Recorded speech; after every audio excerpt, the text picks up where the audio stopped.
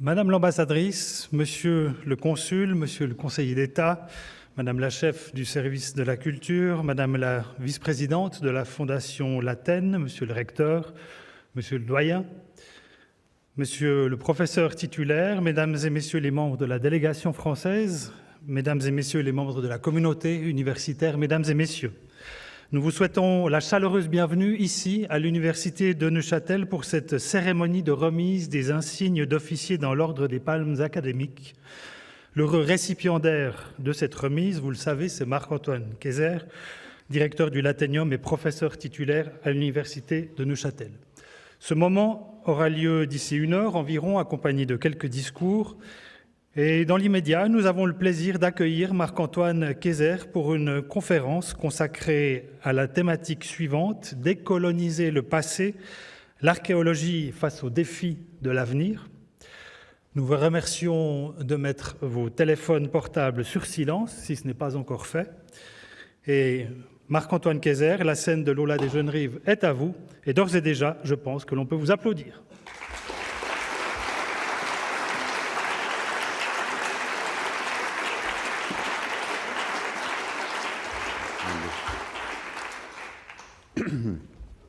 Votre Excellence, Madame l'ambassadrice, Monsieur le conseiller d'État, Monsieur le consul général, Monsieur le recteur, Mesdames et Messieurs, représentants des institutions politiques, académiques ou associatives, cantonales, communales et fédérales, actuelles mais aussi passées et probablement aussi à venir, chers et chers collègues, consoeurs, confrères, complices ou pas, et bien sûr, chers amis du Laténium. Le thème de cette conférence sur la décolonisation du passé a été choisi en fonction de la nature de la cérémonie qui nous vaut ce soir l'honneur de la présence des autorités que je viens de saluer. Alors bien sûr, j'aurais pu tirer parti de votre présence, Madame l'ambassadrice, pour parler de l'Athènes et rappeler le rôle de ce site neuchâtelois dans la construction archéologique de la figure des Gaulois. Cela m'aurait permis de souligner l'impact des collections du Laténium dans la consolidation de l'identité nationale française, en particulier sous le Second Empire et la Troisième République. Alors certes, oui, mais ça m'aurait quand même paru un peu facile et surtout bien trop prétentieux pour les susceptibilités de modestie dont s'honorent mes compatriotes helvétiques. En définitive, pour tenir ce soir un propos qui entre en résonance avec l'esprit de la distinction qui me sera remise tout à l'heure, j'ai donc préféré reprendre ici une conférence que j'ai déjà donnée l'été passé à Paris, à l'Institut de France, sous la coupole, comme disent les initiés.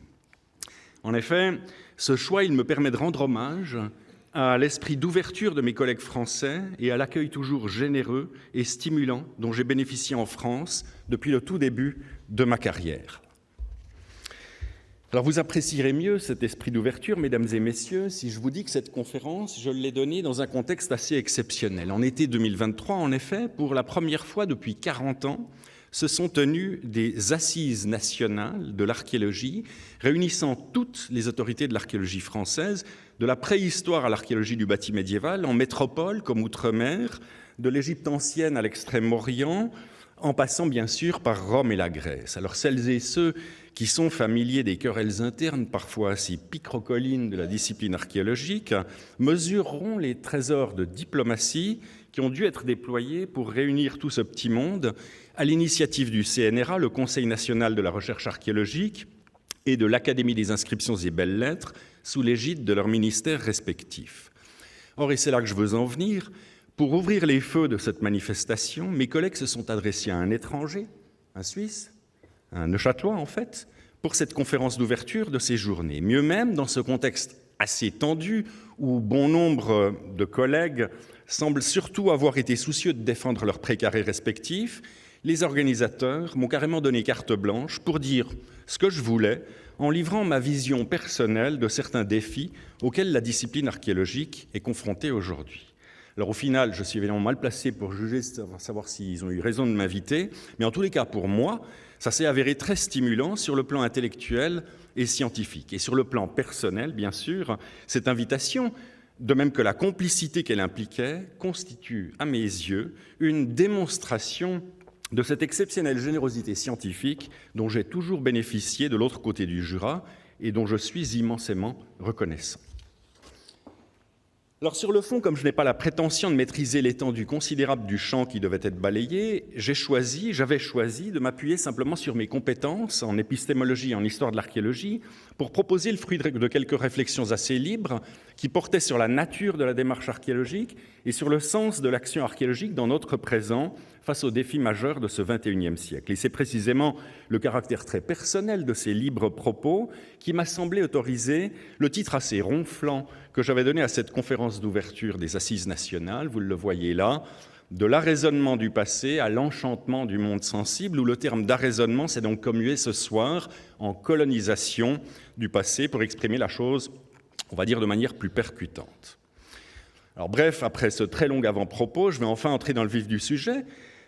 Et pour commencer, je pense qu'il est impératif de prendre tout d'abord la mesure de l'ampleur considérable des développements qu'a connue la discipline archéologique depuis la fin du XXe siècle. Au cours de cette dernière génération, notre génération, nous avons en effet assisté à une véritable explosion de la production scientifique. Et cette productivité, notez bien le terme parce que j'y reviendrai, cette productivité, elle répond au développement fantastique des opérations de terrain qui a lui-même été rendu possible, entre autres, par la Convention de Malte, adoptée en 1992 par le Conseil de l'Europe, un tournant majeur dans la longue histoire de l'archéologie, dont on appréciera mieux l'impact si l'on admet que c'est la prise en compte de certaines exigences de cette Convention qui aura autorisé la professionnalisation de la fouille, avec toutes ses conséquences sur les plans heuristiques, organisationnels et administratifs. Alors bien entendu, cet essor, il n'a pas été uniquement quantitatif. Il a été accompagné par un enrichissement méthodologique notable qui a encouragé une formalisation très poussée des procédures d'enregistrement et d'analyse, et surtout par un perfectionnement spectaculaire de l'outillage technique des archéologues qui ne nous permet pas seulement de voir des faits avec une acuité nouvelle, mais surtout d'identifier des catégories de faits auparavant insoupçonnables. Alors bien sûr, si nos capacités à l'objectivation des données sont sérieusement accrues, leur abondance représente un défi lorsqu'il s'agit de sortir du descriptif. Et ça, c'est un problème lancinant puisque nos disques durs, nos serveurs, sans parler de nos dépôts, sont aujourd'hui encombrés de milliards de données que nous ne savons pas toujours comment exploiter. Alors l'archéologie elle a encore connu au cours de ces dernières décennies, d'une part, un développement notable des horizons d'application de la transdisciplinarité, et d'autre part, un élargissement sensible du périmètre des champs d'études désormais légitimes et dont l'exposition actuelle du Laténium, dédiée à l'archéologie des camps de la Seconde Guerre mondiale, donne du reste une démonstration tout à fait éloquente. Alors, sous un angle quelque peu différent, on peut encore souligner à quel point l'opération archéologique a étendu son champ d'activité depuis la fin du XXe siècle.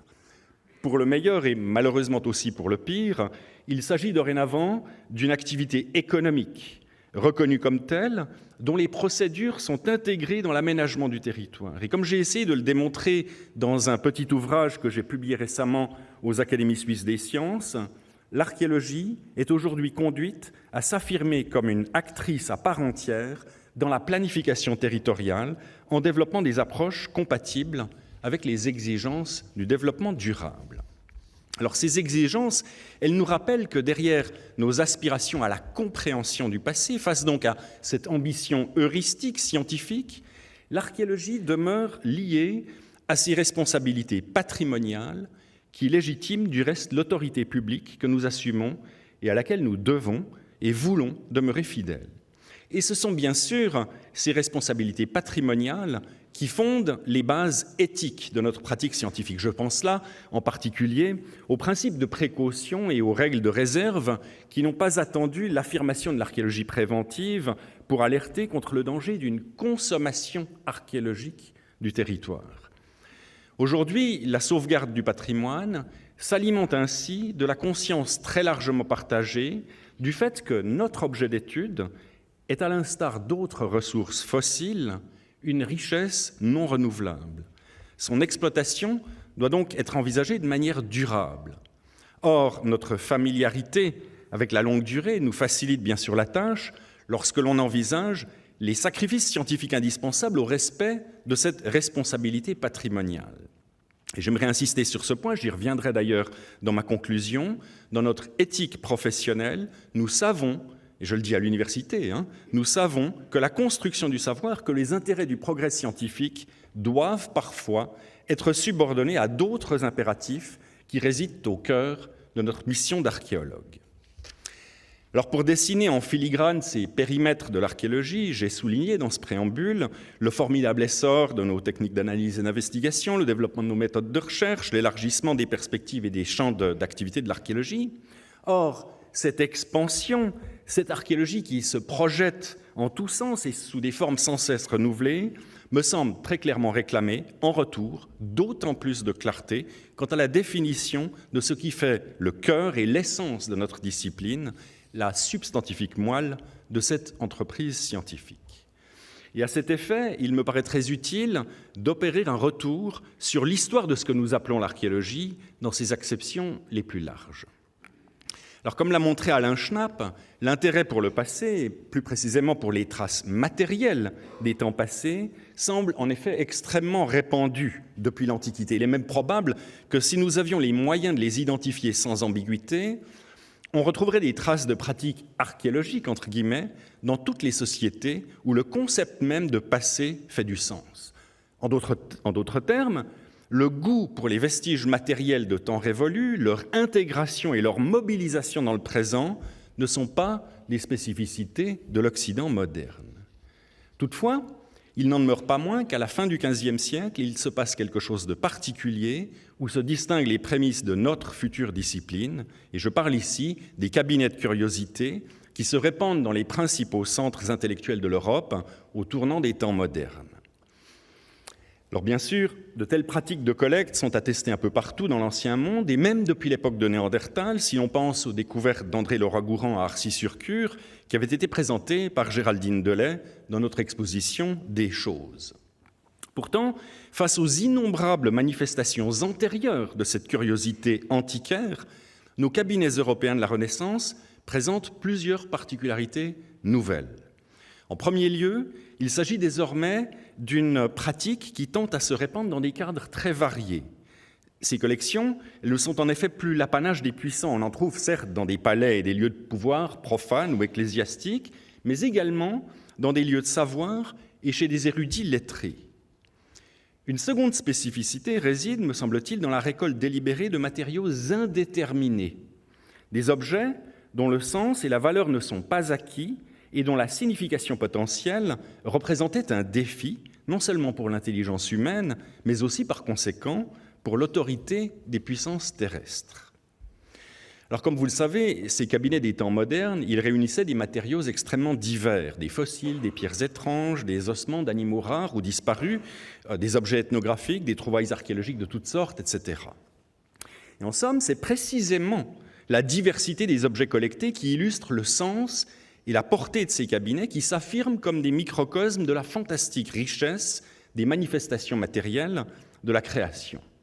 L'ambition de leurs concepteurs consistait ainsi à réunir toutes les énigmes que posait l'observation du monde pour les mettre à l'épreuve de la sagesse et de l'intelligence, cette intelligence prométhéenne célébrée par le projet humaniste.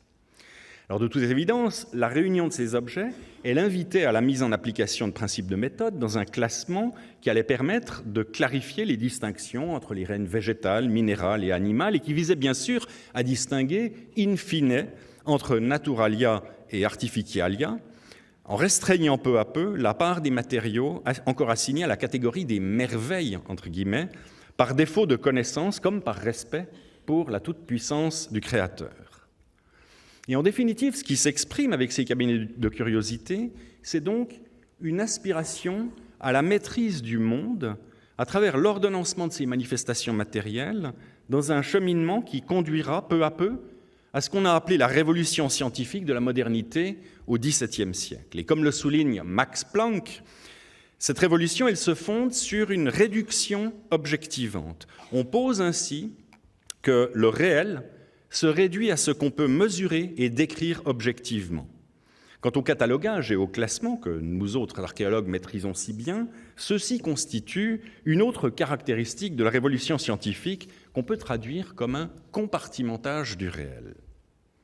Maintenant, si on élargit un peu la focale, on peut remarquer qu'à la même époque, dès la fin du XVe siècle, au moment même donc où des érudits, des lettrés et des princes commencent à se prendre de passion pour ces collectes de curiosités, d'autres Européens, des militaires, des aventuriers, des commerçants, commencent à s'engager de manière frénétique dans des voyages au long cours à travers les océans qui autoriseront ce qu'on appellera plus tard l'époque des grandes découvertes. Or, ces explorateurs, ils font appel à des instruments de navigation qui leur permettent de s'orienter sur des mers nouvelles, mais qui vont aussi leur permettre de dresser des cartes où la géographie physique du réel supplantera progressivement la représentation spatiale imaginaire de ces topographies idéales faites de mythes, de légendes, d'affabulations et d'idéalisme religieux. En bref, dans ce grand tournant des temps modernes, on retrouve donc la même aspiration à la domination objective du monde, où la cartographie des terres émergées, tout comme la mise en ordre de la diversité humaine, préfigure l'entreprise coloniale et la mise en exploitation du globe terrestre. Alors, arrivé à ce stade dans mon propos, j'imagine que vous percevez déjà les analogies qu'on peut tirer dans cette confrontation entre la maîtrise de l'espace et la maîtrise du temps, qui s'exprime aux origines même de la démarche archéologique. En effet, de la découverte de l'Amérique et des aventuriers du XVIe siècle jusqu'aux affirmations impériales du siècle des Lumières, puis à l'essor de l'exploitation coloniale du XIXe, on observe même une temporalité et des rythmes de développement similaires avec les principales étapes de l'histoire de l'archéologie. C'est en effet à la Renaissance que le projet archéologique prend sa source pour affirmer son autonomie heuristique au XVIIIe siècle, puis son indépendance disciplinaire dans la seconde moitié du XIXe siècle. Or, pour comprendre ce qui semble s'être passé en Europe au fil des temps modernes, pour comprendre la spécificité de ce qui va donner lieu à l'entreprise archéologique dont nous sommes les derniers héritiers, il me semble essentiel de s'attacher à une particularité constitutive qui touche à la conception du temps. Alors revenons pour ce faire aux curiosités identitaires identifiées par Alain Schnapp dans l'antique Babylone, en Grèce, en Chine ou dans les trésors d'église du Moyen-Âge chrétien. Ici, à l'époque, ce qui s'observait, c'était un désir d'établir une filiation signifiante avec le passé. L'intérêt pour les choses anciennes était fondé sur l'affirmation d'une continuité avec le présent. Car c'est cette filiation avec le passé qui assurait la légitimité du pouvoir temporel et la validité de l'autorité spirituelle. Or, c'est sur ce point que se manifeste, me semble-t-il, le tournant fondateur de l'archéologie dans le projet humaniste de la Renaissance. Car à l'instar des mirabilia, de toutes ces énigmes recueillies dans les cabinets de curiosité, le passé est désormais mis à distance. À cette époque, qui était fascinée par l'Antiquité, mais qui était simultanément marquée par l'aspiration à un nouveau départ, le passé est désormais célébré pour son altérité. Et de fait, c'est en identifiant le passé comme tel, en le mettant en quelque sorte en vitrine, qu'on se libère du poids de la tradition. En faisant du passé un objet d'étude archéologique, on le décrète comme révolu, ce qui permet de repartir sur de nouvelles bases pour fonder ce qu'on appellera précisément les temps modernes. Alors, envisagé sous cet angle, on comprend donc que ce qui rend possible la naissance de l'archéologie, c'est la définition d'une rupture dans la marche du temps, d'une césure entre le passé et le présent, entre l'ancien et le moderne. Alors, certaines et certains d'entre vous se souviennent peut-être de l'exposition L'âge du faux, présentée au Laténium il y a une douzaine d'années. Alors, cette exposition, elle soulignait précisément l'impact de cette rupture conceptuelle sur l'émergence de la notion d'authenticité à la Renaissance, dans une temporalité signifiante également du point de vue philologique et théologique, puisque cette aspiration à l'authenticité, qui coïncide avec les débuts de l'imprimerie en Europe, elle réside, on le sait, au cœur des revendications de la réforme protestante, avec l'exigence d'un retour aux sources originales des textes sacrés, et en repoussant les commentaires des pères de l'Église selon une posture de remise en question des traditions religieuses, donc. Alors à ce stade, vous aurez donc compris, mesdames et messieurs, où je veux en venir. Lorsqu'on cherche à définir l'essence de la démarche archéologique, il me semble qu'on aboutit à cela. L'opération archéologique est un outil de domination symbolique sur le temps qui procède par l'objectification, la chosification en quelque sorte du passé. Et pour en revenir à l'analogie esquissée tout à l'heure, le passé devient un objet d'étude, un objet de conquête intellectuelle, à l'instar de ces terres, pourtant souvent très peuplées déjà, découvertes, entre guillemets, par les explorateurs et cartographiées par les savants européens. Et si l'on pousse l'analogie un peu plus loin, comme l'avait suggéré Pierre Gouletker de manière assez précurtrice, on dit précurtrice, paraît-il, voici 40 ans, on peut même admettre que nous entretenons avec le passé un rapport de domination de nature coloniale, et pour user d'un vocabulaire en vogue aujourd'hui, l'archéologie aurait ainsi colonisé le passé. Alors, cultivant pour ma part une certaine méfiance à l'égard de ces termes que les abus des modes théoriques vident peu à peu de leur substance, il me semblerait plus adéquat de parler d'un arraisonnement du passé, pour utiliser un mot d'un usage toutefois délicat aussi, puisqu'il s'agit d'un concept développé par Heidegger, mais qui me paraît bien plus efficace ici. En somme, avec les temps modernes, les manifestations matérielles du passé, les vestiges archéologiques donc, viennent alimenter un système de pensée et un mode d'action qui se traduit par la domination, la maîtrise et la mise en exploitation du monde sensible à un moment bien situé dans l'histoire de l'homme et de la Terre que bon nombre de scientifiques aujourd'hui identifient comme l'origine de l'Anthropocène. Alors, j'ai bien conscience du caractère assez provocateur de ce propos, et pour ma part, je dois avouer que j'ai été entraîné dans cette réflexion de manière assez fortuite lorsque j'ai dû répondre, il y a quelque temps, à une question que m'avait posée une journaliste. Que chercheront les archéologues dans 1000 ans ? Une question à laquelle j'avais spontanément répondu, sans trop réfléchir, qu'il n'y aurait probablement plus d'archéologues dans 1000 ans, puisque cette démarche scientifique est manifestement très spécifique à notre civilisation actuelle, une civilisation, je suis triste de le dire, mais qui me paraît sans avenir et qui, j'en suis sincèrement convaincu, aura disparu dans une poignée de générations. Alors à ce stade, voilà, c'est le moment où je vais boire de l'eau.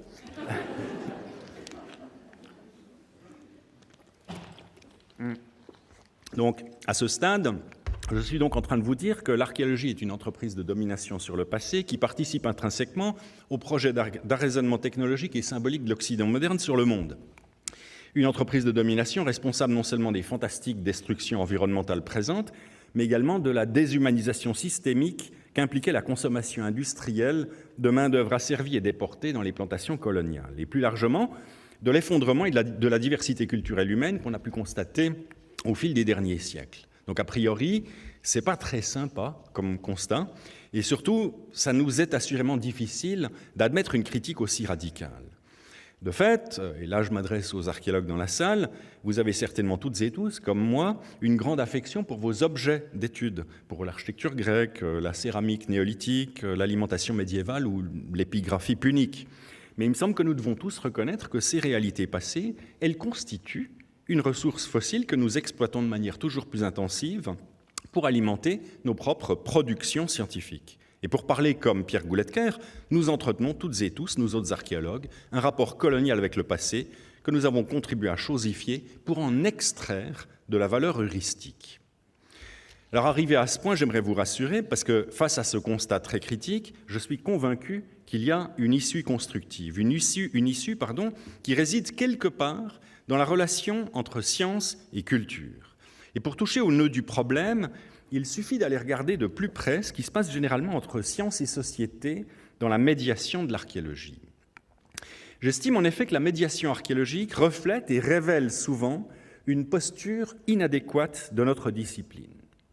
Alors, dans un petit livre récemment publié aux presses de la Sorbonne, l'archéologie à l'imparfait du subjectif, notre collègue vaudois Laurent Flutsch se montre particulièrement éloquent sur les failles et les défauts courants de la communication archéologique. Il dénonce en particulier l'arrogance réductrice des archéologues qui enferment trop souvent les réalités du passé aux dimensions étroites de leurs objets d'étude. Et de fait, sur le fond, il me semble que la médiation archéologique consiste trop souvent à importer le passé dans notre présent. En montrant à nos concitoyens comment on taillait le silex, comment on combattait une légion romaine ou comment fonctionnait un ancien moulin, on esquive en effet assez systématiquement des questions qui me paraissent quand même intéressantes, qui touchent à la signification que revêtaient alors ces pratiques, à leur insertion dans l'environnement intime, social et culturel des actrices et des acteurs du passé, ces ancêtres que trop souvent nous transformons en mannequins dans la mise en scène de notre propre savoir archéologique. En fait, cette transposition du passé dans notre présent, elle s'effectue selon dans des termes qui sont significatifs d'après nos catégories de pensée actuelles. En d'autres termes, il s'agit d'une véritable domestication du passé où nous nous approprions nos ancêtres selon les mêmes attendus condescendants que ceux qui sont dénoncés depuis longtemps pour ce qui touchait au regard colonial sur les primitifs, entre guillemets. Et à ce titre, les démonstrations expérimentales où des animateurs déguisés en guerriers gaulois ou en potières néolithiques, ces démonstrations, elles partagent, il faut le reconnaître, une certaine parenté avec les os humains des anciennes expositions coloniales, à une seule différence près, c'est que nous ne courrons jamais le risque d'être confrontés aux protestations scandalisées de nos ancêtres contre le réductionnisme et la violeuse symbolique de cet exotisme temporel. Alors vous serez peut-être tenté de me rétorquer que ces défauts sont inhérents aux simplifications indispensables pour vulgariser, comme on dit, le savoir archéologique, c'est-à-dire pour le rendre accessible aux non-éclairés. Alors, étant directeur de musée, étant assez sensible, comme mes collègues, je crois, aux exigences du dialogue entre science et société, je crois pouvoir vous détromper. Cette domestication du passé n'est pas la seule voie possible pour le partage culturel des enseignements de l'archéologie. Et comme j'ai essayé de l'écrire dans un ouvrage édité par 2 collègues préhistoriens avec un philosophe sur les nouvelles frontières de la préhistoire, notre familiarité avec le passé devrait nous encourager à inverser la perspective et le sens, la direction donc de cette relation temporelle. Ainsi, au lieu d'importer le passé dans notre présent, notre mission consisterait plutôt, me semble-t-il, à essayer de transporter nos contemporains vers les territoires étrangers du passé où la découverte de la différence se substitue à ces sortes de safari-photos dans les temps anciens. Alors, dans l'esprit du tournant ontologique thématisé par Oscar Moreau-Abadia et Martin Port, auquel notre collègue bâloise Brigitte Röder m'a encore rendu attentif l'autre jour, il s'agit, en somme, d'emmener les amateurs d'archéologie dans un voyage à la découverte de l'étrangeté du passé, un voyage au fil duquel l'étonnement, la discordance, l'incompréhension et surtout le doute devront rendre justice à la remarquable altérité des innombrables cultures qui nous ont précédés. Il me paraît ainsi essentiel de faire comprendre à nos contemporains que nos ancêtres n'avaient pas seulement des outils et des besoins différents des nôtres, ils avaient aussi des mœurs et des valeurs qui peuvent nous paraître bizarres, voire choquantes ou même révoltantes. Et à mon avis, c'est uniquement quand on fait ça qu'on fait notre boulot. Parce que contrairement aux altérités contemporaines, l'altérité du passé ne peut être tenue comme une menace pour nos sociétés. Aucun prêtre aztèque ne peut plus venir arracher le cœur de votre voisin. Personne ne courra le risque d'aggraver ses rhumatismes dans l'humidité des nuits hivernales d'un village lacustre.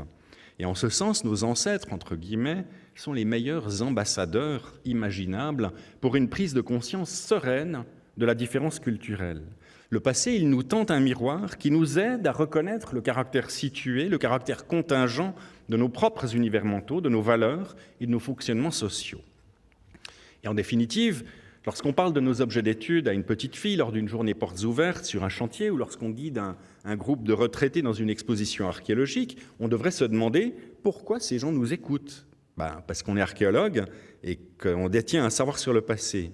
Certes, mais pourquoi sommes-nous archéologues? Pourquoi avons-nous choisi cette carrière? La réponse, elle est évidente, parce que nous apprécions ce voyage dans cette direction du présent au passé, avec toute la prudence et la rigueur que cela réclame. En définitive, nous sommes archéologues parce que nous sommes captivés par cette altérité du passé et surtout parce que nous savons apprécier cette combinaison fascinante entre altérité et identité, entre les différences culturelles d'une part et notre capacité d'empathie d'autre part, cette empathie qui nous rapproche des êtres humains qui ont façonné et manipulé les vestiges matériels que nous exhumons sur nos fouilles et que nous étudions dans nos laboratoires.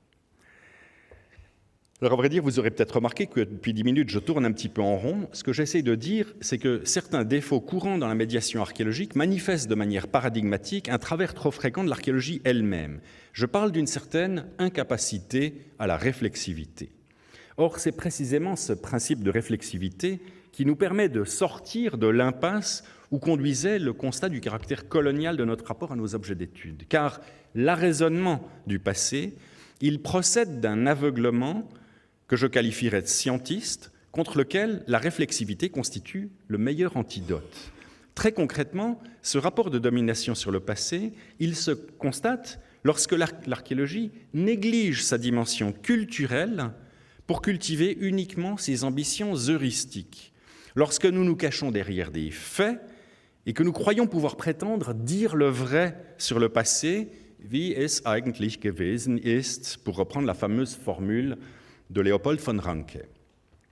Alors, si l'on reprend le fil du développement historique de l'entreprise archéologique, on peut distinguer le processus à l'œuvre dans cette contraction de la curiosité antiquaire sur le seul potentiel heuristique qu'autorisait le compartimentage du réel, quelque part entre le XVIe et la fin du XVIIe siècle, lorsque les savants ont refoulé et pris congé du désarroi poétique auquel invitaient les merveilles exhibées dans les cabinets de curiosité. Car, à l'origine, ces cabinets de curiosité ne répondaient pas uniquement à une ambition scientifique de nature cognitive. Ils incitaient, ils invitaient aussi à la délectation, au doute contemplatif que suscite l'émerveillement. Il nous faut donc, me semble-t-il, nous inspirer de l'humilité des premiers humanistes et prendre conscience de la fascination ludique qu'exerçaient les analogies et les correspondances tracées par les antiquaires de la Renaissance pour envisager le passé non pas seulement comme un réservoir de réponses aux questions que nous posons, mais aussi comme une manifestation du caractère limité et situé des évidences que nous sommes en mesure de distinguer. Alors vous l'aurez compris, cette inspiration, elle peut évidemment s'exprimer dans la médiation archéologique en faisant appel à l'imaginaire par le recours aux ressources de l'expression artistique pour contrebalancer les certitudes de la science qui sont parfois trompeuses, mais qui surtout seront toujours réductrices.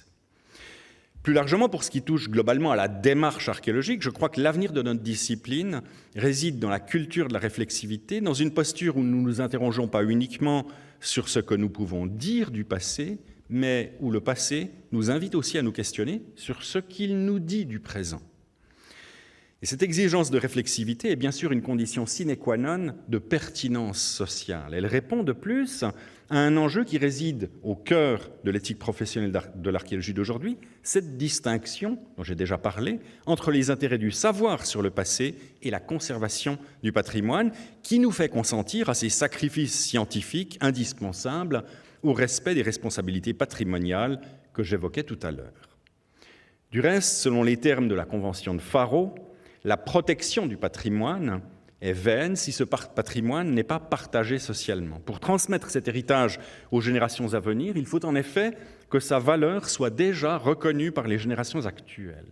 Et en somme, c'est en partageant le patrimoine archéologique qu'on assure sa transmission vivante vers le futur, ce qui se traduit sur le plan terminologique par l'usage du mot de sauvegarde plutôt que de celui passif et défensif de simple protection patrimoniale.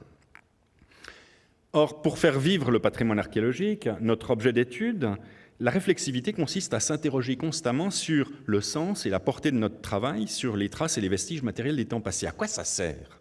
Quelle est la pertinence de nos connaissances lorsqu'on les confronte aux enjeux de notre époque ? Et de fait, face à ces enjeux, nous autres archéologues, loin d'être démunis. Au contraire, ce sont même des questions qui nous interpellent au cœur même de notre activité professionnelle, puisque notre métier nous confronte aux conséquences très concrètes des modes de vie actuels sur la conservation, entre guillemets, naturelle des vestiges archéologiques. D'innombrables sites préservés durant des millénaires, grâce à la relative clémence de l'Holocène, sont en effet inexorablement condamnés à être détruits par les conséquences des bouleversements anthropocènes. Alors, de toute évidence, la perspective de la longue durée qu'offre notre discipline peut s'avérer extrêmement précieuse lorsqu'on s'interroge sur la spécificité du dérèglement climatique actuel, lorsqu'il s'agit d'envisager la résilience culturelle potentielle de l'humanité face aux changements environnementaux, et notamment la 6e extinction de masse et l'effondrement actuel de la biodiversité, sans parler de l'apparente dissolution de la diversité culturelle humaine, ou du moins de la standardisation culturelle que semble provoquer la globalisation néolibérale présente. Alors sur ces questions, l'archéologie, elle jouit en effet d'atouts spécifiques. Tout d'abord, de par la nature de son objet d'étude, mais également du fait de son positionnement heuristique et du fait du caractère immatériel de ses sources qui exigent, en vue de leur indispensable contextualisation archéologique, une confrontation constante des sciences humaines et sociales avec les enseignements et les problématiques des sciences naturelles. Et comme on le comprend aisément, ce positionnement heuristique, il nous place dans une position très favorable lorsqu'il s'agit d'interroger ce grand partage nature-culture, aujourd'hui radicalement remis en question par la définition même de l'ère anthropocène. Alors pourtant, les atouts de l'archéologie ne sont pas uniquement cognitifs, ils ne ressortissent pas uniquement au registre de la connaissance scientifique. Je pense ici à une valeur plus proprement culturelle qui tient à la dimension patrimoniale de notre activité d'archéologue. De fait, si nous cherchons à maîtriser le passé, à le comprendre et à pouvoir l'expliquer, notre mission, elle consiste d'abord à en protéger les vestiges, ou plutôt, comme précisé tout à l'heure, à les sauvegarder pour les transmettre aux générations futures en les rendant signifiantes pour les générations présentes. Or, cette dimension patrimoniale, elle revêt, me semble-t-il, une portée capitale lorsque l'on pense à un mal qui ronge notre civilisation, un mal qui est probablement même la cause de toutes les manifestations sensibles de la grande accélération, je pense au consumérisme. Contre les évidences de notre culture de la consommation, où tout passe et rien ne demeure, l'archéologie s'attache en effet à la conservation, apparemment gratuite, de choses devenues inutiles, de matériaux qui n'avaient souvent plus de sens déjà pour les descendants de leurs auteurs et dont la nature, voire l'existence même, ne serait souvent pas même perceptible aux yeux des profanes.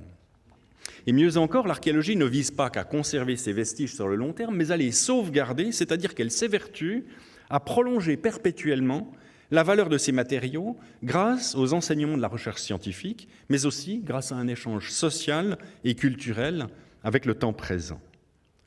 Ainsi, en poursuivant une activité qui s'attache à identifier, à valoriser ce qui demeure, qui vise à la conservation matérielle comme porteuse de sens, l'archéologie me semble constituer un formidable antidote contre la dissolution qu'implique nécessairement le consumérisme. Et dans un monde où, comme l'a montré Jean Baudrillard, l'image a pris le pas sur les choses et où la valeur est fondée sur des simulacres qui n'ont même plus besoin de référents matériels, dans ce monde postmoderne, l'archéologie peut ainsi représenter, me semble-t-il, un formidable outil de résistance contre l'entropie du consumérisme.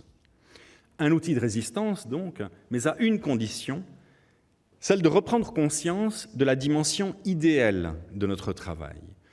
Et à ce titre, j'ai souligné tout à l'heure l'importance cruciale de la réflexivité et de la participation sociale, dans la mesure où l'échange avec nos concitoyens et nos concitoyennes nous fait prendre conscience de l'émerveillement que suscitent nos recherches.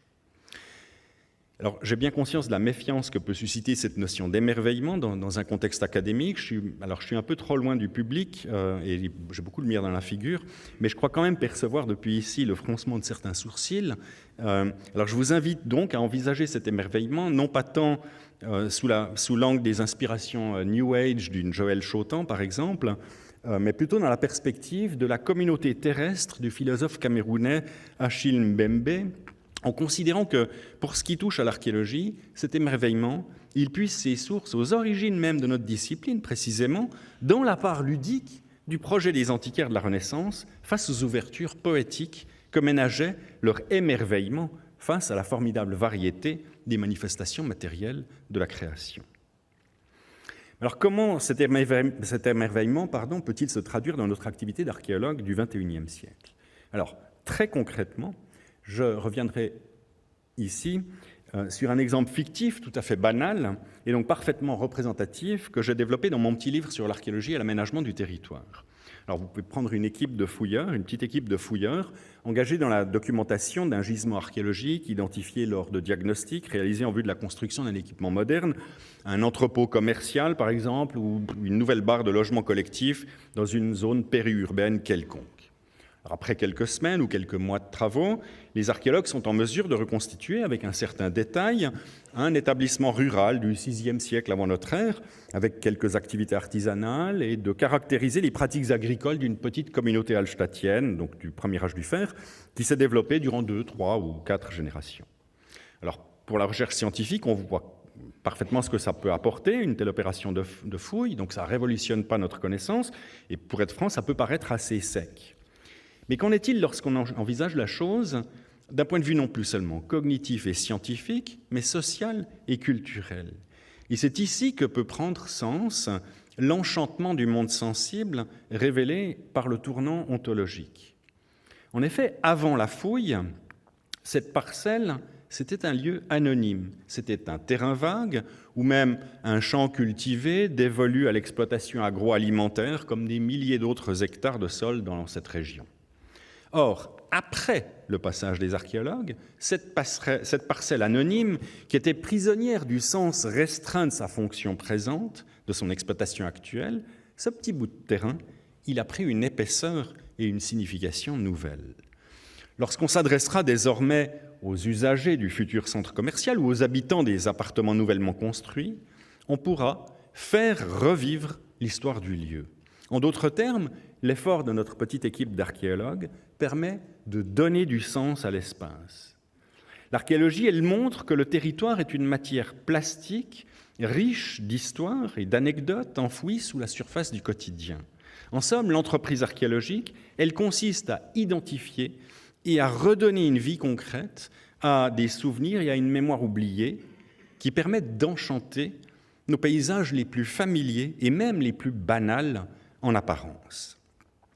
Plus largement et de manière un peu plus ambitieuse, l'archéologie, elle nous rappelle que notre cadre de vie est le fruit d'un processus infini. Les paysages ont été façonnés par des processus géologiques, biologiques, mais également anthropiques, en interaction constante. L'archéologie, elle nous rappelle ainsi que le monde sensible n'est pas inerte, il est porteur d'une infinité de sens qui ne se limite donc pas au seul regard que nous portons sur lui aujourd'hui. Pour le dire autrement, le monde qui nous entoure est une matière vivante, sans cesse changeante, avec laquelle nous entretenons certes des rapports matériels, mais aussi des rapports imaginaires, comme toutes les générations qui nous ont précédés. Or, la conscience des regards variés portés par les populations humaines à travers les âges peut ainsi constituer un formidable démultiplicateur de richesses de perception relatives à notre environnement matériel. Très concrètement, cet enchantement du monde sensible doit permettre à nos contemporains de trouver une issue à l'arraisonnement techniciste de l'homme sur la matière, ce rapport de domination que nous entretenons avec ce que nous désignons improprement comme notre environnement. Alors qu'une rivière est perçue en fonction de sa puissance hydraulique potentielle, alors que la valeur d'une parcelle de sol est déterminée dans un calcul où on évalue les seules variables productives en fonction de nos capacités d'exploitation présentes, eh bien l'archéologie, elle nous pousse à faire un pas de côté et à voir que derrière ces valeurs utilitaires actuelles, il y a eu par le passé d'autres rapports avec le monde sensible. Des rapports de valeur fonctionnelle, utilitaires déjà, quoique différents des nôtres, mais également une infinité potentielle de rapports imaginaires dont la portée et la signification constituent une richesse inégalable. En conclusion, dans le monde troublé dans lequel nous vivons, face aux angoisses civilisationnelles présentes qui paralysent souvent nos capacités de représentation d'un avenir constructif, je crois qu'il importe de puiser à cette source et de se rappeler que l'archéologie n'est pas qu'une entreprise de construction du savoir. Lorsqu'on se projette vers l'avenir, en effet, l'arraisonnement du passé qui menace notre discipline ne peut suffire. Il doit s'ouvrir à l'enchantement dans l'acceptation du fait que l'archéologie n'est pas qu'une science. Elle a aussi une dimension culturelle où la connaissance peut s'épanouir dans un dialogue conscient avec l'art et l'imaginaire. Et en définitive, si vous me demandez à quoi sert l'archéologie, je dirais à ça. Elle nous aide à nous libérer d'un enfermement dans le présent en nous rappelant que, comme le passé, le futur sera nécessairement différent. Et à l'heure de la dictature de l'immédiateté, de ce que certains désignent comme le danger d'une incarcération dans le présent continu, cet apport, il peut s'avérer immensément précieux, à condition, bien sûr, vous l'aurez compris, de ne pas stériliser, de ne pas domestiquer ce passé, de ne pas se satisfaire de la conquête du savoir et de la colonisation des temps qui nous ont précédés, car le passé doit demeurer libre et vivant pour agir encore aujourd'hui sur notre futur. Je vous remercie de votre attention et je profite de cette occasion pour remercier encore Virginie Galbarini, ainsi que toutes celles et ceux au Laténium, mais aussi à l'État de Neuchâtel avec Salvatore Parata, et à l'Université de Neuchâtel avec Nando Luguimbul, qui ont organisé la manifestation qui nous réunit ce soir. Merci à toutes et tous.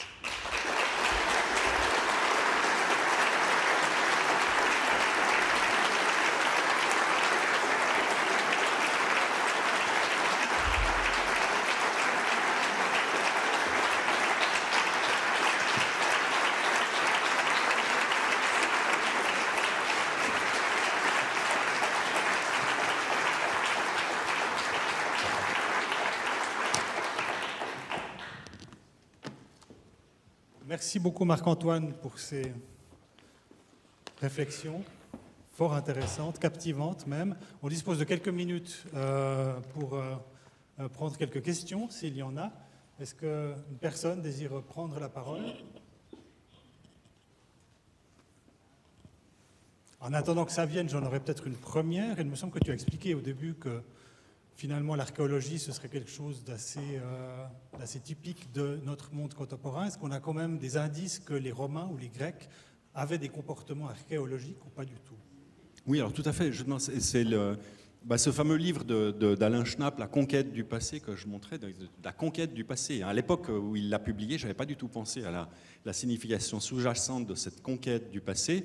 Mais de fait, il montre que dans toutes les sociétés qui nous ont laissé des traces, on voit qu'il y a un intérêt pour le passé, et même un intérêt pour les vestiges matériels du passé. Mais de fait, la grande différence, comme j'ai essayé de le dire, c'est que, en fait, à l'époque, on se réfère au passé pour se placer dans la continuité du passé. Et il y a quelque chose de nouveau qui se passe avec, on va dire, notre civilisation moderne, occidentale. C'est véritablement cette volonté de créer une rupture par rapport au passé. Et pour paraphraser le titre d'un projet de recherche que j'avais eu quand j'étais prof boursier, quand j'ai commencé dans cette université, c'était le passé en vitrine. Donc on met le passé en vitrine pour pouvoir s'en détacher. Ouais.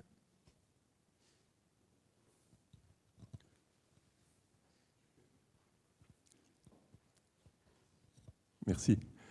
Félicitations tout d'abord. C'est quand même une déclaration de résistance extrêmement audacieuse et provocatrice, que j'applaudis, bien sûr.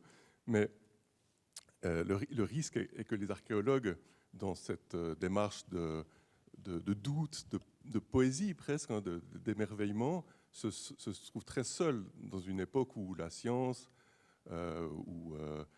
conscience de notre propre vérité est omniprésente. Est-ce que tu penses à des alliés dans ce combat pour pas partir seul au combat avec le risque d'être minorisé? Est-ce que je vois que la poésie, par exemple, reprend vigueur, qu'il y a des formes de doute qui naissent par rapport à l'écologie, par exemple, où on s'interroge évidemment sur notre modèle.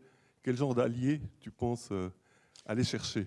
Oui, alors tout à fait. Effectivement, à mon avis, la réponse, elle se trouve dans la culture. C'est-à-dire que de ce point de vue, les artistes, ça peut être la littérature, ça peut être les arts plastiques, ça peut être n'importe quoi, ça a quelque chose d'inspirant et ça nous permet de dépasser justement cet assèchement de l'arraisonnement de nos objets d'étude. C'est-à-dire que, en fait, ce qui se passe, c'est que, et c'est quelque chose qui ne concerne pas que les archéologues, ça concerne tous les scientifiques, c'est un enjeu fondamental dans le rapport entre science et société. Ça me paraît d'autant plus important aujourd'hui où on l'a vu ces dernières années, la science est soumise à des doutes, est mise en doute par beaucoup de théories complotistes, etc. C'est pas pour rien, c'est parce que les scientifiques se sont en fait enfermés dans ce réductionnisme. C'est-à-dire que le principe du réductionnisme, c'est que si on n'a pas les instruments pour le mesurer, ça n'existe pas. Ça ne fait pas partie de... On n'a pas le droit d'en parler parce qu'on n'a pas les outils scientifiques pour le faire. Alors très bien, je veux dire, c'est grâce à ça que la science peut progresser, mais il ne faudrait pas oublier qu'on a franchi ce pas. Et le problème, et c'est le problème du scientisme, c'est que très souvent, on oublie qu'on a franchi ce pas. Et de ce point de vue, je regarde Marie-Thérèse Belladonna, moi j'ai évidemment la chance de travailler dans un musée, comme beaucoup de mes collègues. Pour nous, c'est extrêmement inspirant et c'est dans ce sens-là que je considère fondamental ce lien entre entre culture et science. Parce qu'en fait, la culture, elle nous évite de partir dans le scientisme, et elle nous apporte des ressources qui peuvent être inspirantes, mais qui peuvent aussi alimenter le doute. Et de fait, chaque fois, ça peut paraître un peu étrange, parce qu'on a de la peine à qualifier ça, mais chaque fois qu'on a des interventions artistiques au Laténium, en fait, nous autres, archéologues, on en retire quelque chose. On aurait de la peine à le définir de manière rationnelle, et c'est bien ça. C'est parce que c'est impossible à définir de manière rationnelle qu'on ne s'en rend pas compte. Et en fait, très souvent, avec l'âge, maintenant, j'arrive à l'âge où on commence à recevoir des décorations, etc. Avec l'âge, je me rends compte que il y a dans mes recherches, en fait, il y a des pistes. Et je me dis, mais pourquoi je suis parti sur ces trucs? Et en fait, des fois, je réalise que c'est la lecture d'un bouquin, mais donc de littérature, ou une pièce de théâtre, ou je ne sais pas quoi. Donc, et en fait, après, je fais de la science à partir de ça. Mais il y a des inspirations qui ne peuvent pas venir des collègues. C'est-à-dire que si on se limite à faire de la science, en fait, on s'enferme de plus en plus dans quelque chose, et je crois que c'est le grand danger qui menace la science aujourd'hui. D'autres questions ?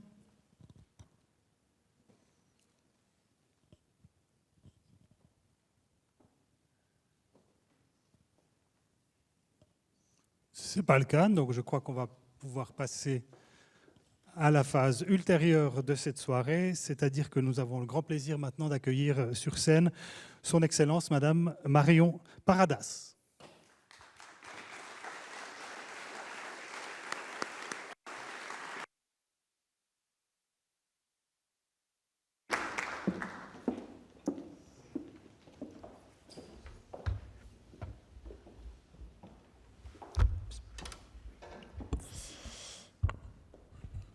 Monsieur le recteur, monsieur le conseiller d'État, mesdames et messieurs, cher Marc-Antoine Kayser, tout d'abord, un petit commentaire sur la conférence que vous venez de prononcer. J'étais particulièrement sensible au fait que vous parliez d'enchantement, d'émerveillement, au-delà de la dimension scientifique de l'archéologie, que vous ayez souligné son rôle culturel. Pour moi, c'est un élément d'émotion assez forte parce que j'ai passé une partie de mon enfance, de ma jeunesse, dans une ville qui est un haut lieu de l'archéologie, qui est Arles, et où lorsque l'on découvrait des nouveaux sarcophages dans les années 70, après des fouilles, c'était une émotion complète pour l'ensemble d'une communauté, au-delà des siècles. Et ce vivant de cet élément de l'archéologie, je l'ai vraiment ressenti, et je crois qu'il existe encore dans beaucoup de communautés, et c'est notre lien au passé que vous avez tellement bien décrit. Donc vraiment, c'est un grand plaisir pour moi d'être parmi vous ce soir au sein de l'université de Neuchâtel pour vous remettre dans un instant l'insigne d'officier des Palmes académiques. Donc, avant de souligner les nombreux mérites qui vous valent, cher Marc-Antoine Kayser, cette décoration, quelques mots simplement sur ce que sont les Palmes académiques pour ceux qui, peut-être parmi nous, ne seraient pas si familiers avec le protocole et les rites républicains français. Elles ont été créées en 1808 par Napoléon Ier et elles constituent la plus ancienne des décorations françaises décernées à titre civil. Destinée initialement au personnel de l'éducation nationale, elle distingue également aujourd'hui des personnalités de nationalité française ou étrangère qui rendent des services éminents à l'œuvre éducative et qui apportent une contribution exceptionnelle à l'enrichissement du patrimoine culturel. Donc, la mission qui m'échoit aujourd'hui est délicate car la qualité de votre parcours professionnel, l'étendue de votre champ d'intervention, tout comme l'expertise que vous y avez acquise, si elle force le respect, ne me simplifie pas la tâche. On ne saurait énumérer vos mérites au risque d'en oublier et des plus importants. Alors pour contourner l'écueil, je vais donc me livrer à l'exercice périlleux de n'en citer qu'une partie. J'espère que vous m'en excuserez, mais je vais essayer d'en dire l'essentiel. Surtout, je vais retracer ce qui, dans votre carrière, vous rattache plus particulièrement à la France. Quoique l'exercice soit là aussi délicat, tant les itinéraires se croisent et les missions se complètent entre la France et la Suisse, soulignant, s'il en était encore besoin, les nombreux liens tissés par nos universités et nos institutions culturelles. Le lien, c'est d'ailleurs sans doute le mot-clé pour définir votre carrière et votre métier. Des liens, vous en avez établi et entretenu depuis vos débuts avec vos confrères dans toute l'Europe et par-dessus tout en France. Vous en avez établi par-delà les générations avec vos étudiants et les générations futures grâce à d'innombrables publications scientifiques. Le lien, c'est aussi celui qui relie votre enracinement territorial très fort, ici à Neuchâtel, à une très large ouverture internationale.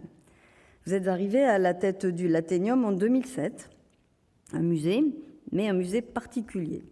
Le Laténium est en effet un musée scientifique, une notion qui ne nous est pas forcément si familière en France. Et dès le début, il a comblé votre aspiration à conjuguer l'enseignement, la recherche et la médiation, et vous en avez parlé.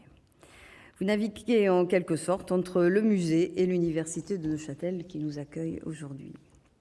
Vous n'aurez de cesse de développer la recherche, de faire du Laténium le principal centre d'interprétation de la civilisation palaffitique. Car c'est en Suisse que les sites palafitiques sont les plus nombreux et Neuchâtel en est le centre névralgique avec bien sûr le site de l'Athènes. Et c'est un lien fort avec la France, mais aussi avec d'autres pays européens. Et j'ai eu le plaisir de découvrir ce qu'étaient les sites palafitiques lorsque j'étais ambassadrice en Slovénie, qui fait partie aussi de ce groupe de pays qui ont cette expérience importante et cet enracinement. En 2011, vous avez co-créé le réseau Iron Age, qui rassemble près d'une dizaine d'institutions dédiées à la recherche, à la préservation et à la valorisation de sites archéologiques et de collections de l'Europe de l'âge de fer. En France, les sites et musées de Bibracte, en Bourgogne, de Latte, près de Montpellier, et dans Cérunes, à Béziers, en sont des membres.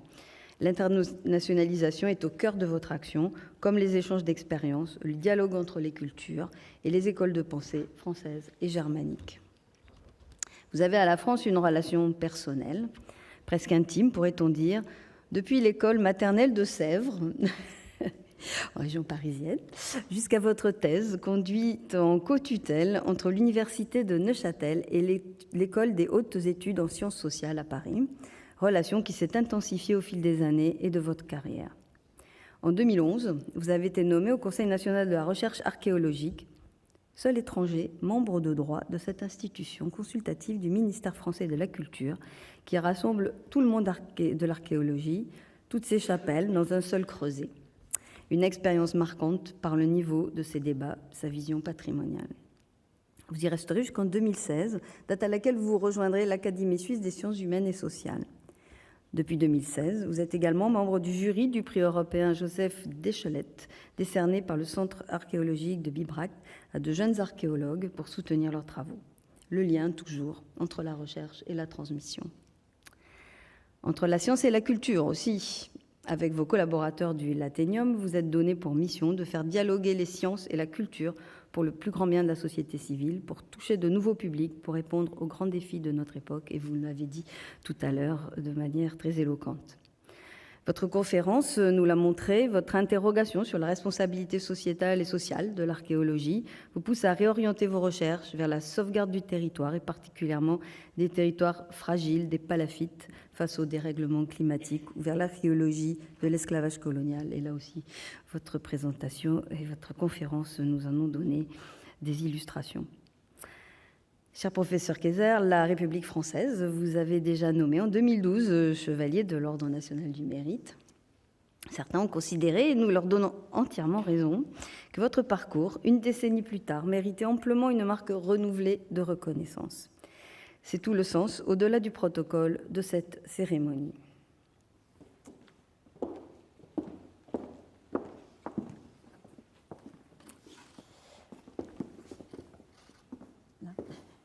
Marc-Antoine Kayser, au nom de la ministre de l'Éducation nationale, je vous fais officier de l'Ordre des Palmes académiques. Félicitations.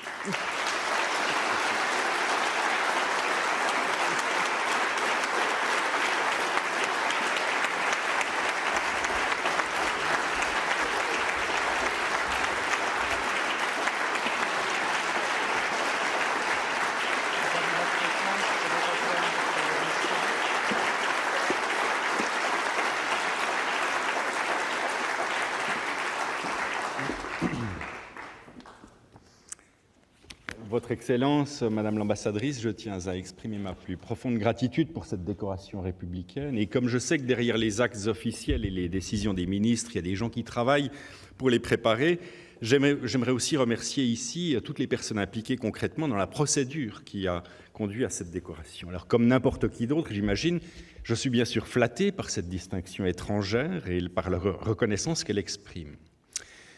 Or, dans le cas présent, ces palmes académiques me semblent pourtant revêtir une résonance particulière ici en Suisse romande, puisqu'on parle de la France et de la culture française.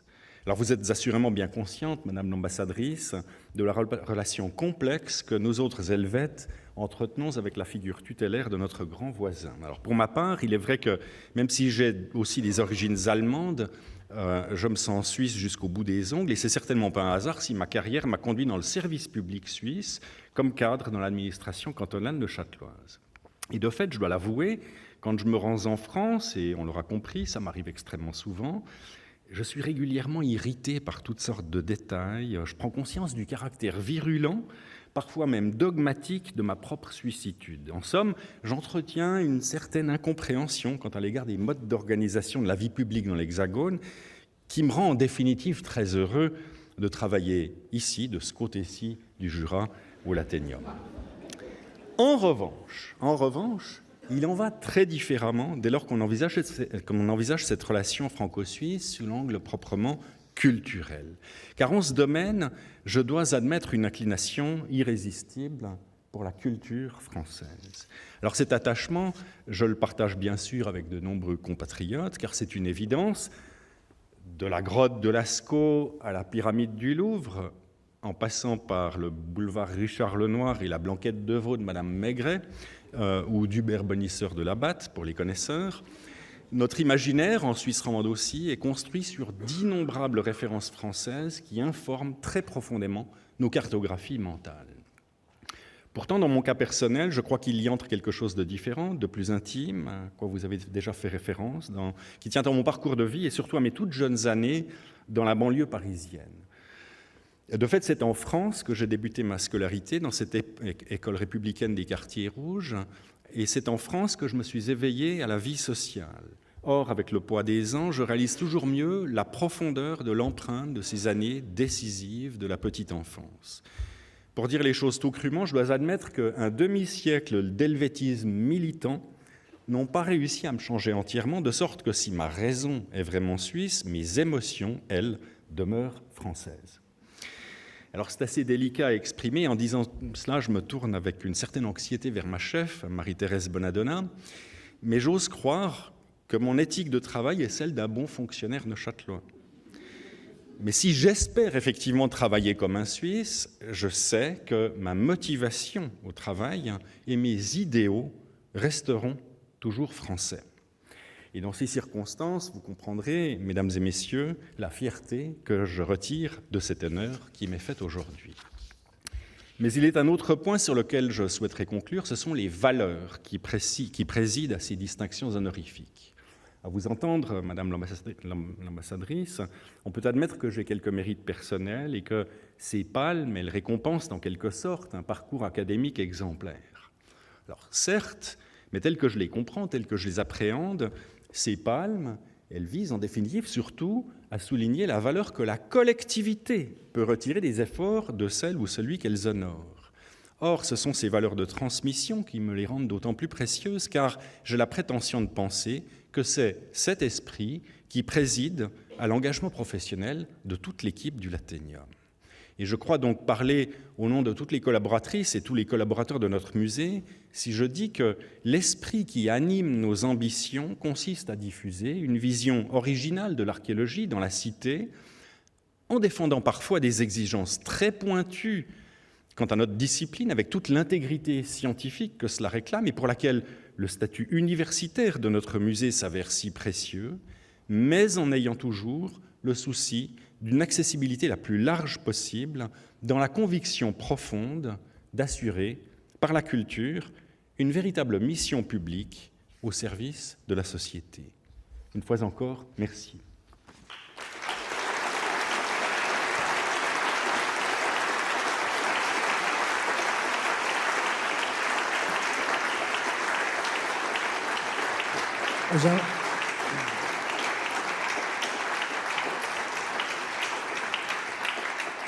J'invite sur scène le chef du département de l'économie, de la sécurité et de la culture, le conseiller d'État Alain Riboud.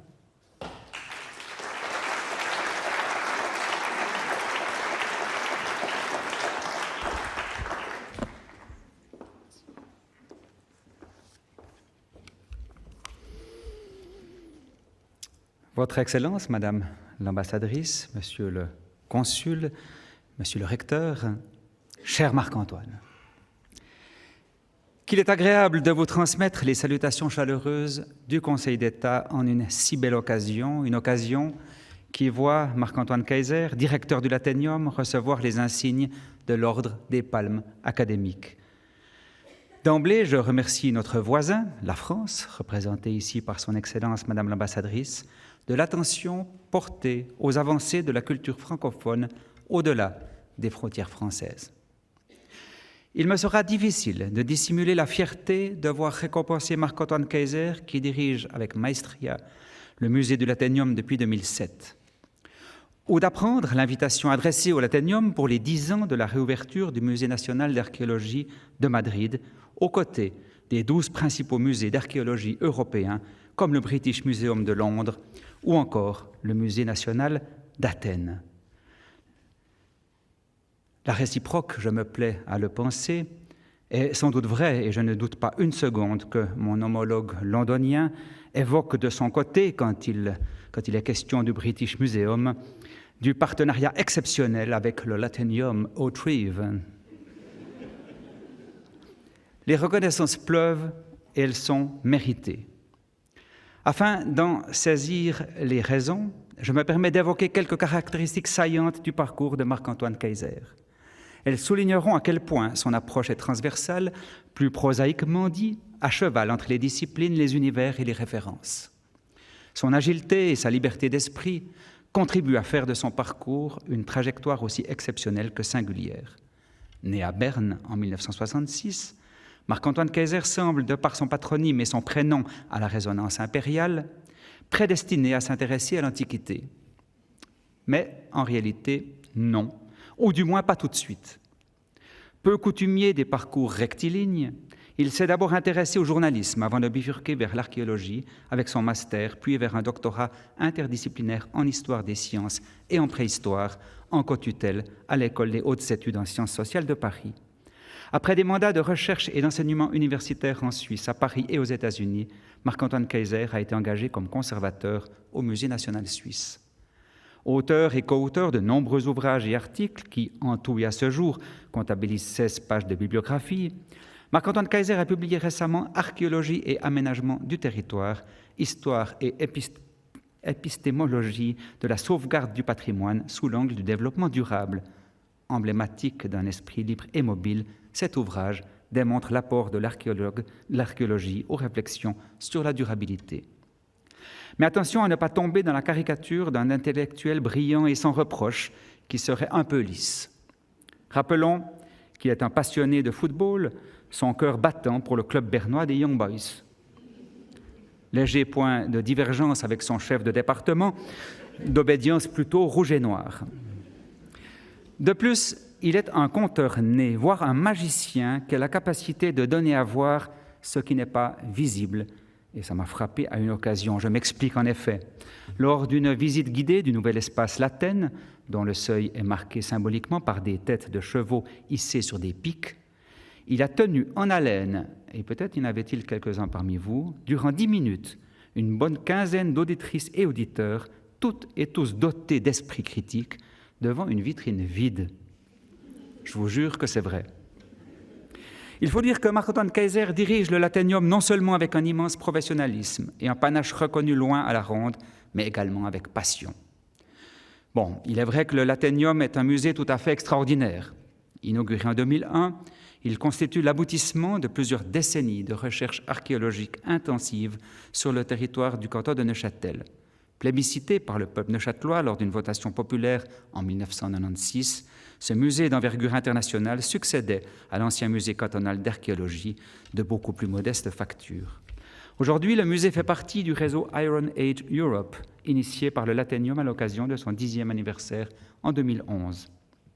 Rappelant constamment le travail de toute une équipe, Marc-Antoine Kayser est un véritable capitaine, accompagné de sa seconde, la directrice adjointe, Géraldine Delay, curatrice de l'actuelle exposition temporaire Dans les camps, de Virginie Galbarini, administratrice chargée de la communication et des relations publiques, ainsi que de tous les collaborateurs et collaboratrices du musée, dont je profite de saluer l'excellent travail. Marc-Antoine Kayser et son équipe cultivent au quotidien l'amour de la science et de sa transmission. Car si le musée a bien sûr une mission de conservation, il s'agit également de valoriser les collections et de proposer chaque fois des expositions temporaires fortes en les rendant accessibles à l'ensemble de la population. D'autant plus que, comme l'a dit le directeur de l'Athénium dans sa conférence, l'archéologie ne s'occupe pas uniquement du passé, mais également d'avenir. Et s'il disait dans une interview ne pas être un prophète, il est visionnaire. De chevalier, il devient aujourd'hui officier et j'aimerais, en prophète, pouvoir lui prédire les insignes de commandeur. L'histoire nous le dira. Au risque de me répéter, je conclurai cette prise de parole en réitérant remerciements et félicitations. Mes remerciements tout d'abord à la France pour cette reconnaissance qui témoigne de la place qu'occupe le canton de Neuchâtel dans son regard. Un canton bien sûr très attaché au fédéralisme helvétique, mais qui partage avec sa grande voisine ce que les nations ont parfois de plus intime, une langue et une culture. Comme pour Marc-Antoine, si ma capitale est d'abord Berne, ou peut-être même d'abord Neuchâtel, mais aussi, à certains égards, Paris. Mes félicitations chaleureuses ensuite à Marc-Antoine Kayser pour cette nouvelle médaille amplement méritée et en le remerciant vivement au nom du Conseil d'État de son engagement sans borne pour le musée cantonal du Laténium.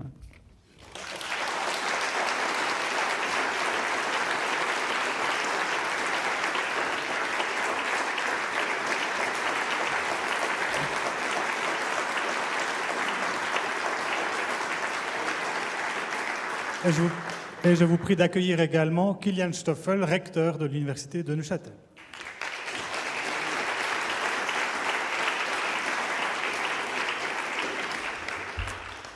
Alors, Madame l'ambassadrice, Monsieur le consul, Monsieur le Conseil d'État, Monsieur le professeur titulaire, malheureusement, comme dernier orateur, j'ai un petit problème parce que la bonne partie de mon discours était déjà faite par Madame l'ambassadrice et Monsieur le Conseil d'État. Comme je ne suis pas archéologue, je voulais déterrer un petit peu le lien entre l'université et M. Kayser. Mais comme je ne suis pas archéologue, je n'ai pas pu fouiller, je ne sais pas quoi. J'ai lu son CV et la grande partie du CV était déjà racontée. Mais j'aimerais quand même mettre quelques éléments, quelques accents quand même sur la partie qui lie M. Kayser avec l'université de Neuchâtel. Alors, il y a des éléments qui étaient effectivement déjà mentionnés. Alors, il est venu de Berne à Neuchâtel, par un petit détour par la France. Après, il a étudié, je pense qu'on a aussi vu cette partie-là, le journalisme, avant de faire une licence en histoire et archéologie. Après, il y a le premier lien, je crois qu'il le fait aujourd'hui, c'est le doctorat en co-tutelle avec l'EHESS, comme le nom entier était déjà donné à Paris, et l'université de Neuchâtel. Alors, suite à ça, des différents voyages entre les États-Unis et la France, il est quand même devenu prof boursier du Fonds national à l'université de Neuchâtel, et puis en 2007, directeur de l'Athénium et en même temps aussi professeur titulaire à l'université de Neuchâtel. Professeur titulaire, c'est pour être précis, alors qu'on doit être précis jusqu'en 2016, c'était professeur associé. Par un changement de loi, certains statuts à l'université ont changé leur nom. Il est devenu prof titulaire à partir de 2017. Alors, même s'il est employé principalement pour l'Athénium, quand même le lien que j'essaie de montrer avec l'université, et j'espère dans ces moments-là qu'il y a quelques ruissellements de ces honneurs-là qui tombent aussi sur l'université, qui est effectivement très fier de participer à cet événement-là et de voir M. Kayser promu au rang d'officier de l'Ordre des Palmes académiques. Même si je n'ai rien à voir avec les décisions sur ces honneurs, je peux juste vous confirmer que c'est vraiment mérité. Je pense, comme on a vu durant le discours, M. Kayser fait rayonner la science dans tout l'espace francophone et loin au-delà de ça. Et pour ça, il a ce magnifique outil du Laténium qui lui permet de faire ça. Mais il y a un autre outil magnifique, je crois qu'on a aussi vu un petit peu ce soir, c'est son goût pour le partage, pour nous raconter des histoires qui nous rendent plus intelligentes. Maintenant, je ne sais pas si j'ose dire de faire la médiation et la vulgarisation, mais ça va quand même dans cette direction-là. Et juste, j'aimerais, comme il est professeur chez nous, venir sur quelques enseignements, en particulier deux. Alors, l'enseignement qu'il donne actuellement, il a juste à l'entrée nous expliqué juste à 100 mètres, au deuxième étage, même pas 100 mètres, à 10 mètres. Et cet enseignement a le titre « La médiation du patrimoine entre conservation et valorisation publique ». Je pense que le titre de cours décrit parfaitement bien M. Kayser. D'un côté, la rigueur scientifique au niveau de la conservation, de la préservation du patrimoine, et de l'autre côté, de permettre ce patrimoine d'avoir un accès public à tout le monde. Alors, mais il touche aussi d'autres sujets, je crois que c'est aussi venu clair dans sa présentation. Le deuxième cours qu'il donne aujourd'hui s'appelle « Archéologie de l'esclavage colonial ». Voilà, c'est quelque chose qui met un petit peu en opposition. D'un côté, il est un champion de nous présenter les objets du passé dans notre vie d'aujourd'hui, et de l'autre côté, il touche à des sujets très, très contemporains. Et année après année, le lien entre le Laténium et l'université permet à des quantités importantes d'étudiants de profiter de cette relation-là, et cette continuité dans ces interactions démontre aussi cet engagement et ce dynamisme infatigable qui caractérise M. Kayser. J'aimerais aussi dire à quel point cette relation d'avoir la possibilité de l'université de travailler avec un musée de prestige est important, parce que je crois, comme le Laténium particulièrement, parce que je crois que ce n'est pas un secret que les formations d'archéologie, ce ne sont pas celles qui font craquer les auditoires par les effectifs d'étudiants, mais de l'autre côté, c'est des formations qui servent à garder notre mémoire et d'enrichir ce mémoire-là. C'est quelque chose de vraiment clé et de très important. Alors, c'est pour ces raisons-là, je suis très reconnaissant à la France, Madame l'ambassadrice, pour ces honneurs qui sont décernés à M. Kayser. Et je pense, à travers lui, il y a aussi une partie de ça qui tombe sur une politique d'enseignement et de recherche que mène l'université jour après jour. Et je crois que lorsqu'un État honore une personne, il s'honore lui-même des qualités de la personne honorée. Alors, je pense que c'est une soirée d'enrichissement réciproque et je suis très content de ça. Merci beaucoup.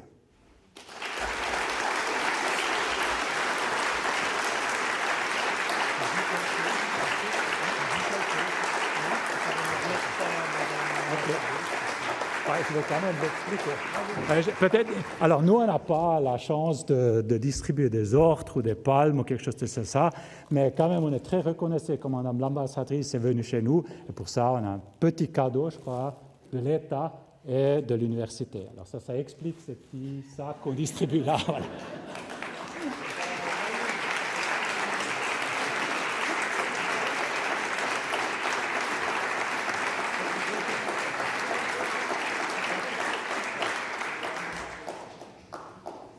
Voilà, on arrive au terme de cette partie, de cette manifestation. Merci beaucoup d'être venu, de nous avoir accompagnés. Également des remerciements qui ont déjà été faits, mais à Virginie Galbarini du Laténium, mais aussi à Salvatore Parata, concepteur-rédacteur au sein des relations extérieures et de la communication de l'État de Neuchâtel. Et puis souligner la présence aussi de deux personnes. Ce sont des stagiaires, Margot Schwab et Laetitia Chen, qui sont faites toutes deux étudiantes au master en études en muséologie à l'Université de Neuchâtel et qui font actuellement leur stage au Laténium, et c'est assez emblématique de ce qu'on vit ce soir. Merci beaucoup. On va passer encore un moment sur scène avec nos protagonistes pour faire quelques photos souvenirs. On vous invite déjà à passer à côté et on vous rejoindra ensuite. Merci beaucoup et bonne suite de soirée.